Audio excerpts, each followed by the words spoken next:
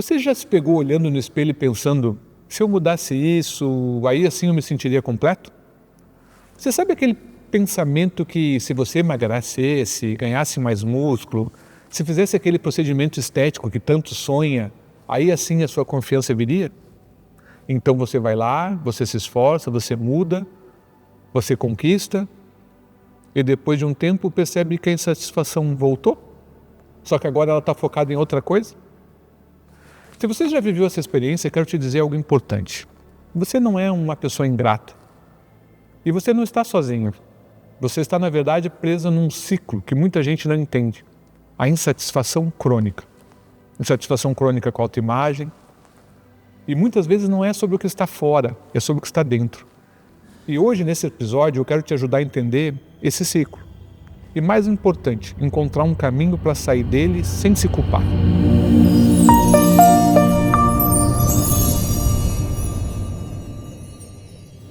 Eu sou Vinícius Ribeiro, sou médico com 30 anos de formação e cirurgião plástico. Seja muito bem-vindo a mais um episódio do nosso podcast. E aqui a intenção é simples e profunda. É conversar sobre aquelas decisões humanas. Escolhas que fizemos em casa, na família, no trabalho e nos relacionamentos. E também sobre o que acontece dentro da gente. Aquele medo, às vezes ansiedade, comparação, expectativa, culpa.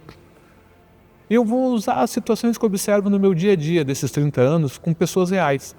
Sempre preservando a privacidade e a individualidade de cada história. E como sempre eu vou trazer minha fé como uma base de valores e direção de um jeito leve e respeitoso, sem impor nada, mas como uma lente para a nossa reflexão. E antes de mergulharmos nesse episódio, um aviso rápido e importante. Esse conteúdo é educativo, tá? É reflexivo. Ele não substitui uma consulta médica, psicológica ou um aconselhamento individual. Se alguma parte do que conversamos hoje tocar em algo muito sensível para você, por favor, procure uma ajuda profissional. Hoje, o nosso foco aqui nessa conversa é a autoimagem. Por que tanta gente nunca está satisfeita? Mesmo quando está indo bem, mesmo quando conquista coisas importantes, mesmo quando consegue mudar aquilo que tanto desejava? A resposta é que a autoimagem é um daqueles temas que à primeira vista parece ser apenas sobre aparência. Mas é, na verdade, muito mais sobre identidade.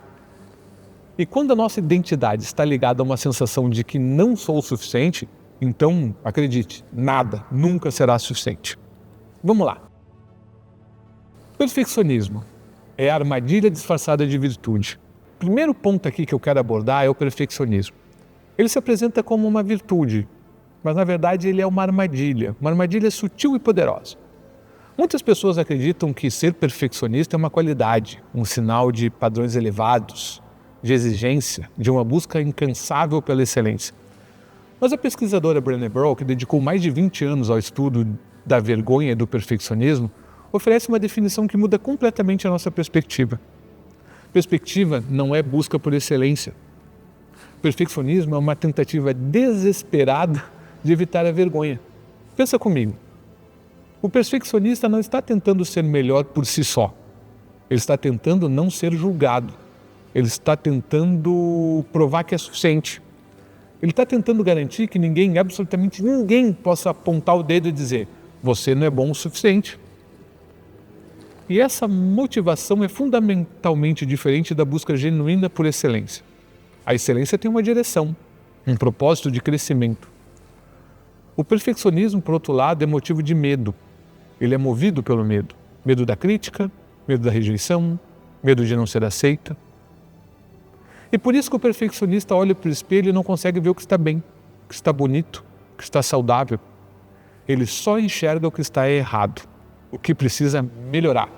E mesmo quando ele consegue melhorar aquilo que ele está tentando, ele rapidamente encontra outra coisa para criticar. Porque o problema nesse caso não é o corpo, não é a aparência, não é a conquista externa. O problema é a lente através do qual ele se enxerga. E aqui existe e reside uma verdade crucial. Perfeccionismo não é sobre ser perfeito. É sobre a sensação avassaladora de que você nunca é suficiente. É diferente, né? É paradoxal. É um sentimento constante de ainda não estou magro o suficiente, ainda não estou forte o suficiente, ainda não estou bem sucedido o suficiente, ainda não estou pronto o suficiente.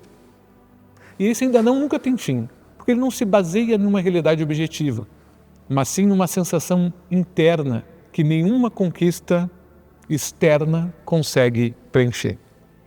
Então a primeira grande lição que eu quero que você leve hoje é: se você se encontra em um estado de insatisfação constante, talvez o problema não seja o que você precisa mudar em si. Talvez seja a forma como você está olhando para si mesmo. Esse espelho, ele é muito cruel contigo, cuidado. Segundo, a crítica interna, aquela voz implacável. Nosso segundo ponto é a crítica interna, aquela voz persistente que nos cobra o tempo todo. Todos nós temos uma voz interna. Ela fala o dia inteiro, comentando, avaliando, julgando. Se você não tem, eu tenho, tá? E essa voz pode ser uma aliada, poderosa, ou uma inimiga implacável.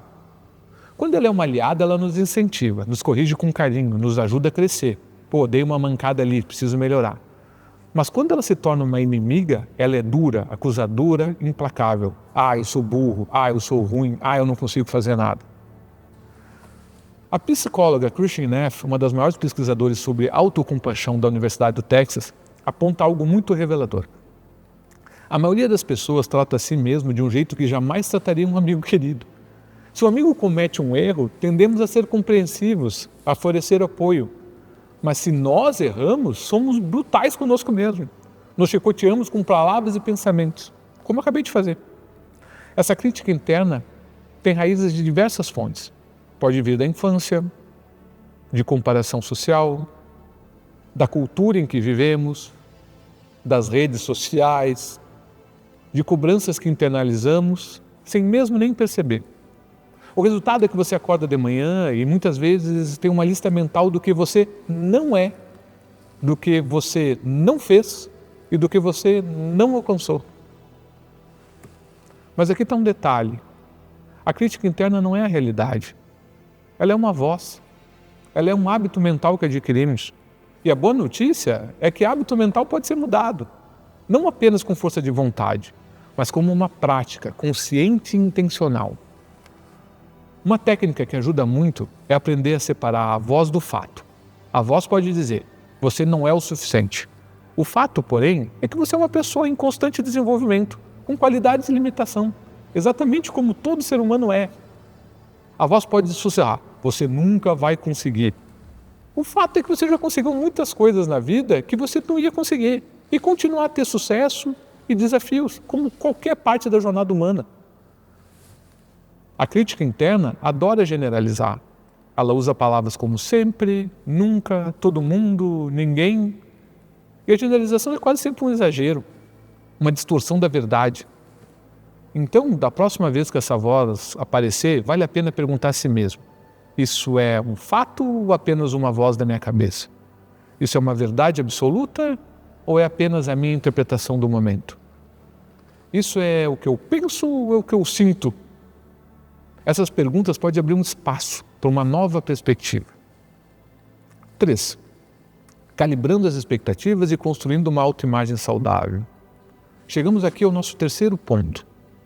Como podemos calibrar nossas expectativas e de fato construir uma autoimagem mais saudável e gentil?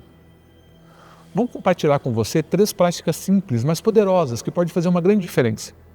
Primeiro, separe a aparência de valor. A aparência é uma parte da vida. Cuidar da nossa imagem, buscar bem-estar, saúde, autoestima, são desejos legítimos e importantes. O problema surge quando a aparência se torna a única ou a principal fonte do nosso valor. Quando você pensar: se eu parecesse X, então eu valeria Y. O seu valor, meu amigo, não é negociável, ele é intrínseco. É algo que você tem simplesmente por existir.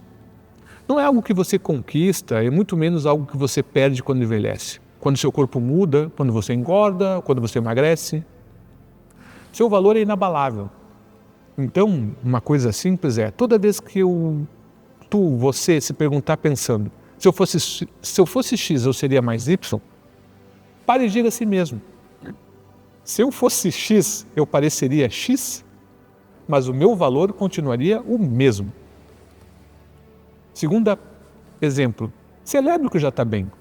A crítica interna é uma especialista em apontar para ti o que está errado.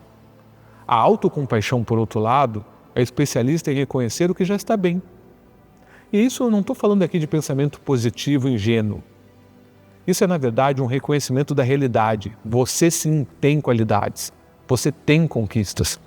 Você tem coisas que você faz bem. Você tem pessoas que gostam de você. Você tem momentos dos quais pode se orgulhar. A pergunta não é apenas o que eu preciso melhorar, mas sim o que já está bem na minha vida, em mim, e que eu não estou conseguindo ver. Uma coisa que ajuda muito é, no fim do dia, escrever 3 coisas que você fez bem. Não precisam ser coisas grandiosas. Você pode ser algo assim como: tratei alguém com respeito, fiz uma escolha saudável para mim, cumpri um compromisso importante. O que importa é treinar o seu olhar para o positivo, para o que já funciona. Terceiro, tenha referências, mas não metas impossíveis. As redes sociais, as propagandas, a cultura visual que nos cerca criam muitas vezes um padrão inalcançável. Corpos perfeitos, vidas perfeitas, carreiras perfeitas, relacionamentos perfeitos. E se não olharmos para isso sem filtro e sem perceber, transformamos isso em meta. Mas a verdade é que muito do que vemos não é real. É ângulo, é edição, é um recorte de um momento, é uma ilusão. E quando você usa isso como referência, você sempre vai se sentir em desvantagem. Sempre vai perder. Uma referência saudável é alguém que está um pouco à sua frente, mas no mesmo caminho que você. Alguém que você admira, mas de quem você consegue aprender e se inspirar de forma realista, em que tu conheça as coisas boas e ruins dessa pessoa. Alguém que não representa a perfeição inatingível, mas sim que representa o progresso. E agora eu quero trazer uma perspectiva da fé. De um jeito simples. A Bíblia nos diz, que nós somos criados à imagem e semelhança de Deus. Isso significa que o nosso valor não é algo que conquistamos, é algo que nos foi dado. Você não precisa fazer por merecer. O seu valor você já tem. E é um versículo no Salmo 139 que eu aprecio muito. Eu te louvo porque eu fui feito de forma admirável. Nota que não diz, eu te louvo porque fiquei perfeito. Ele diz, fui feito de forma admirável. Admirável não é sinônimo de perfeito. Admirável é algo que merece admiração, algo que possui valor, algo que é único em sua essência. E o cristianismo nos apresenta uma ideia poderosa, a graça. Graça é receber aquilo que não merecemos. É ser aceito mesmo sem ter que provar nada. E isso é completamente o oposto de perfeccionismo. O perfeccionismo te grita, você precisa provar o seu valor. A graça sussurra, você já é aceito, você já tem valor.